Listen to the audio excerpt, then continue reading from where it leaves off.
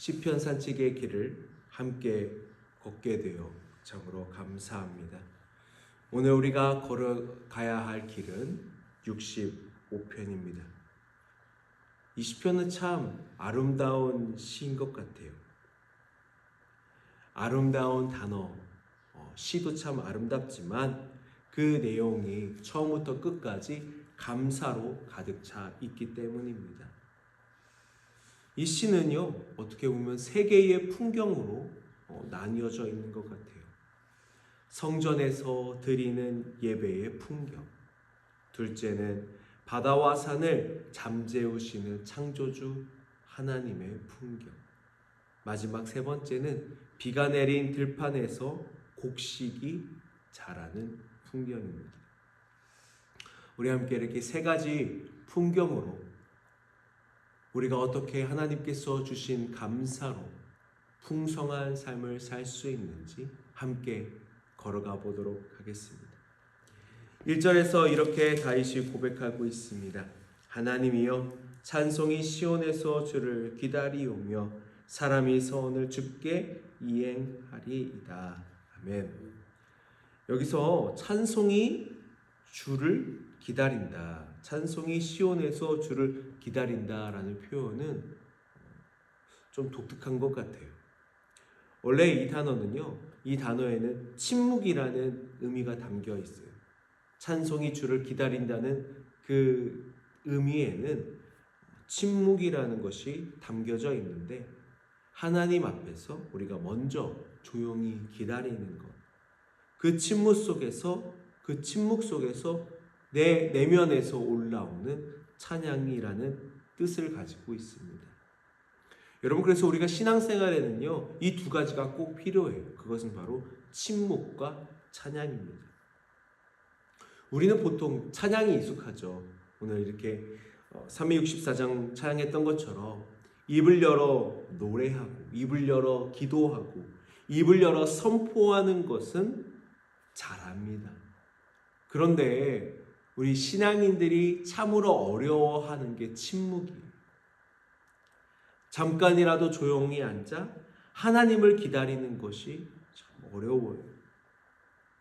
현대인들은 그 침묵을 견디지 못하고, 저도 마찬가지예요. 휴대폰을 꺼내들고 무언가를 검색하고 끊임없이 말하고 있지는 않습니까? 여러분, 근데 진짜 찬양은 침묵에서 나오는 것입니다. 하나님 앞에 먼저 멈추어 서는 사람만이 하나님이 하신 일을 볼 수 있고, 하나님이 하신 일을 본 사람만이 진심으로 노래할 수 있습니다. 그 침묵 속에서 내가 일하는 것이 아니라 하나님께서 일하심을 보기 때문입니다. 하나님께서도 말씀하셨죠. 너희는 가만히 있어라. 내가 너희에게 행하신 일들을 바라보아라 말씀하신 것과 같이, 여러분, 우리가 찬양하기 위해서는 우리가 또한 침묵해야 된다는 사실입니다. 2절과 3절에서는 다윗이 더 놀라운 고백을 하고 있습니다. 기도를 들으시는 하나님, 죄악이 우리를 이겼을 때 그 모든 것을 다 해결하시는 하나님을 찬양합니다.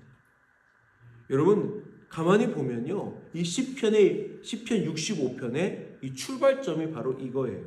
죄의 용서. 죄가 나를 짓누르고 허물이 나를 삼킬 듯 밀려올 때에 하나님은 그것을 덮어주시는 분이십니다. 우리 3절과 4절을 함께 읽을까요? 시작. 죄악이 나를 이겼사오니 우리의 허물을 주께서 사시리다. 주께서 택하시고 가까이 오게 하사 주의 뜰에 살게 하신 사람은 복이 있나이다. 우리가 주의 집 곧 주의 성전의 아름다움으로 만족하리이다. 아멘. 우리가 잘나서 하나님 앞에 서는 것도 아닙니다. 우리가 깨끗해서 예배하는 것도 아닙니다. 죄악이 우리를 이겼는데도 그 허물을 덮어주시는 하나님께서 우리를 택하시고 가까이 부르시고 주의 뜰에 살게 하신 것입니다. 여러분, 이것이 복인 줄 믿습니다.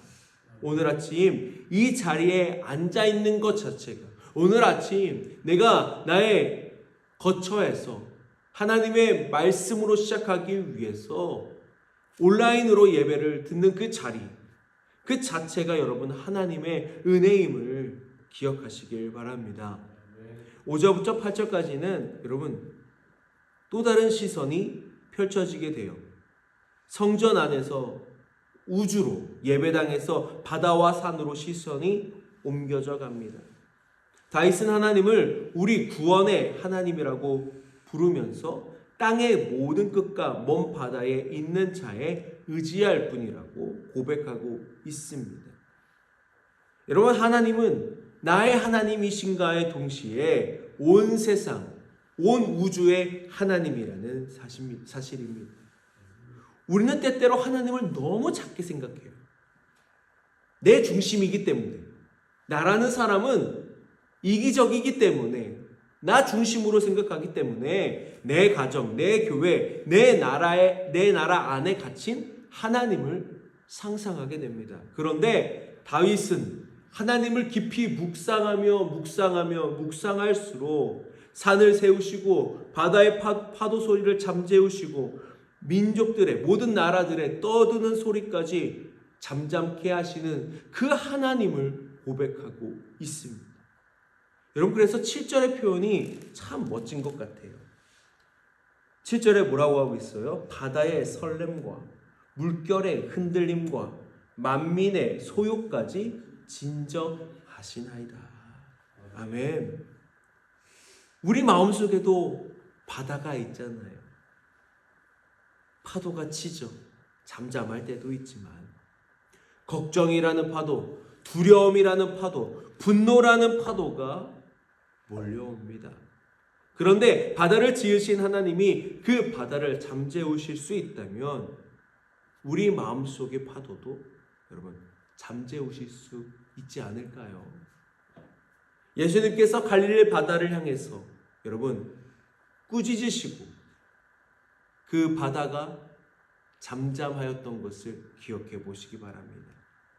제자들이 두려워서 떨고 있었습니다.